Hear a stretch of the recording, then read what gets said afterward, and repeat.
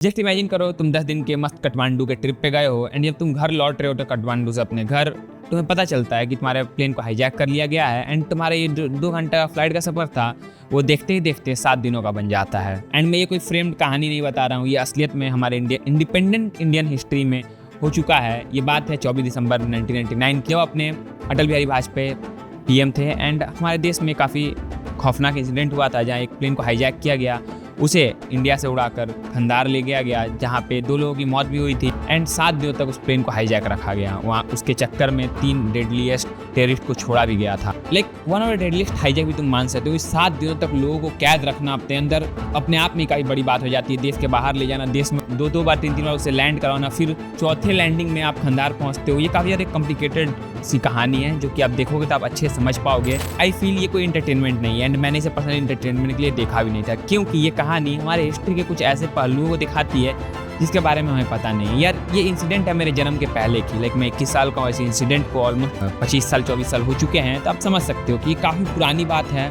But still जो horror उन लोगों ने, उस पैसेंजर ने, उस क्रू ने सहा था उस समय पे, वो अभी उनके दिल में बसा हुआ है। क्योंकि जो चीज़ें उनके साथ हुई, जब आप पर्दे पर देखते हो ना, आपके रोंगटे खड़े हो जाते हैं। जो चीज़ें उन्हें फेस करनी पड़ी, जिस तरह का ट्रॉमा, जिस तरह का फिजिकल एंड मेंटल ट्रॉमा उन्हें सहना पड़ा, आई डोंट फील कि कोई भी सहना चाहेगा। जब आप उन सारी चीज़ों को देखते हो ना अपने आंखों होते हुए, आप भी उस पेन को कहीं ना कहीं हल्का फुल्का फील कर पाते हो, या आप उस चीज़ को जी तो नहीं पाओगे कभी भी। It's not made that well कि भाई आप उस जी लो, आप उस चीज़ को इतना ज़्यादा फील कर लो कि आप रो पड़ो। इस तरह का तो कुछ नहीं होता है, but still you feel quite emotional and painful. ये कहानी हमें बताती है कि एक पॉलिटिशियन गवर्नमेंट होने का क्या नुकसान है, क्या फ़ायदा है, उनके अराउंड चीज़ें कैसी चलती हैं एंड उस समय पे जो पॉलिटिकल ड्रामा हुआ सारी चीज़ों को लेकर काफ़ी टेम्पटिंग एंड कैसे अलग अलग व्यू पॉइंट को ये दिखाते हैं ना कि एक सोल्जर का व्यू पॉइंट क्या है, किसी आम इंसान का व्यू पॉइंट क्या है, देश के पीएम का व्यू पॉइंट क्या है, अलग अलग नागरिकों का व्यू पॉइंट क्या है, हमारे ट्यूशन में क्या लिखा हुआ इन चीज़ों को लेकर, वो सही चीज़ जब आपको दिखाई जाती है। मैं एक्सप्लेन नहीं करूँगा क्योंकि मैं वो फन, वो इमोशन, वो इंजॉय, मतलब वो जैसी चीज़ें दिखाते हैं ना, अगर मैं बोल के उसे स्पॉइल कर दूँ ना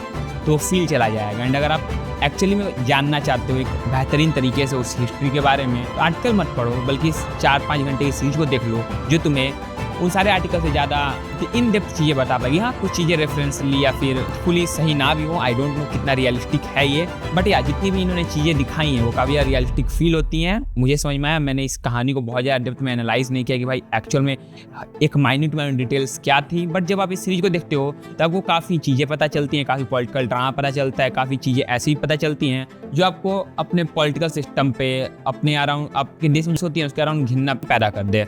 देखो पर्सनली मैं इसे किसी इंटरटेनमेंट का पर्पस से नहीं देख रहा था, ना ही मैं आपको बोलूँगा कि तुम इसे एक इंटरटेनमेंट के तौर पर देखो। बट फिर भी अगर बात करें इसके स्टोरी एंड प्रेजेंटेशन की, तो स्टोरी कहीं कहीं पे काफ़ी ज़्यादा स्लो, कहीं कहीं पे काफ़ी ज़्यादा फास्ट हो जाती है।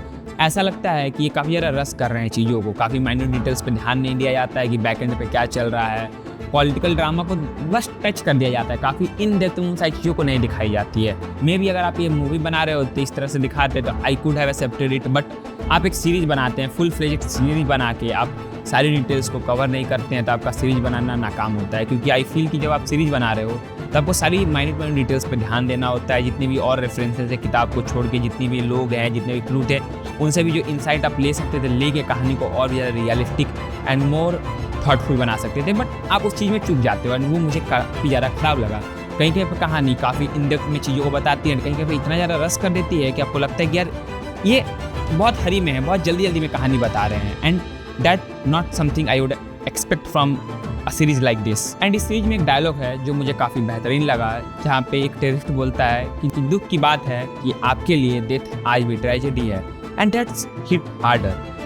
क्योंकि अगर देखा जाए तो death is the ultimate truth. We know कि भाई अगर कोई आया है तो वो जाएगा, हम उसे कभी एक्सेप्ट ही नहीं करते। दूसरी बात कर लेते हैं थीम, म्यूजिक एंड सिनेमेटोग्राफी पे। तो पर्सनली मुझे इसका कोई पर्पस से फिर थीम नहीं समझ में आया, या ये एक हिस्टोरिकल ड्रामा है बट अप्रोप्रिएट कोई थीम ये प्रेजेंट नहीं करती है तुम्हारे सामने कि हाँ भाई तुम इसे देखकर ये सीख जाओगे या फिर ये समझ जाओगे, ये बूझ जाओगे, ऐसा कुछ नहीं है। बट हाँ, जो म्यूजिक है, जो सिनेमेटिक प्रेजेंटेशन है, वो मुझे काफ़ी पसंद आया। बहुत लोगों को ये अच्छा ना लगे क्योंकि काफ़ी जगह वो बहुत रॉनेस, बहुत ज़्यादा अनप्रोफेशनल लगता है, but I personally like that. क्योंकि ये जिस तरह की कहानी थी, जिस तरह का इसका नरेशन था, जिस तरह की इसकी स्टोरी टेलिंग थी, उस हिसाब से ये काफ़ी अच्छे से फिट बैठती है।